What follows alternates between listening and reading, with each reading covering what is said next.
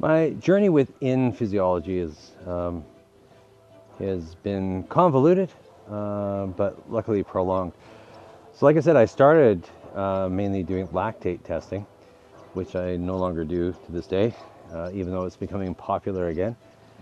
But when I moved into metabolic analysis, I realized that that was absolutely the information that provided me the most ability to be able to analyze people's performance, whether it's a medical client, an everyday person, a weekend warrior, or an elite athlete. And over the 30 years, I've been lucky enough to work across all populations. And that's taught me to be even a better physiologist, to be better at analysis. But that's not where it ends. I mean, a physiologist just can't do physiological testing and hand out results. They have to have answers to what they find.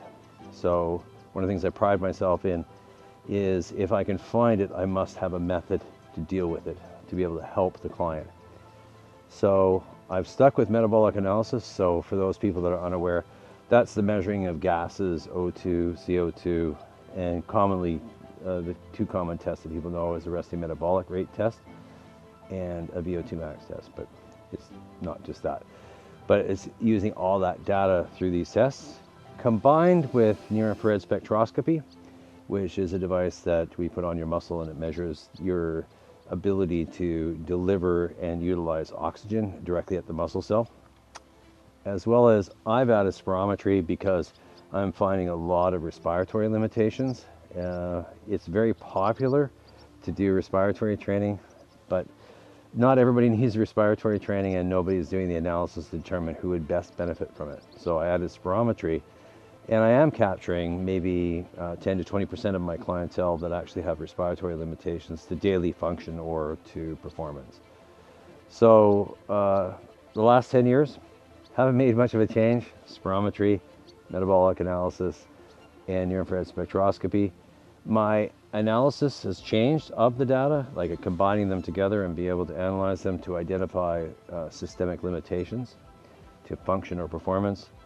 But it hasn't changed significantly in the last 5 years, nor the exercise prescription or the respiratory training, nor the nutrition recommendations. But if you're in any of those populations, the medical, so you have a diagnosed condition, if you are a general population and just want to live a better life for a longer period of time for you and your family, whether you're a weekend warrior that wants to improve their performance on weekend tests, or whether you're a professional athlete, physiological testing is probably the most important thing you can invest in, more important than a pair of shoes or a lighter bike component, because we can tell you exactly what system is limiting you. Is it cardiovascular? Is it respiratory? Is it metabolic?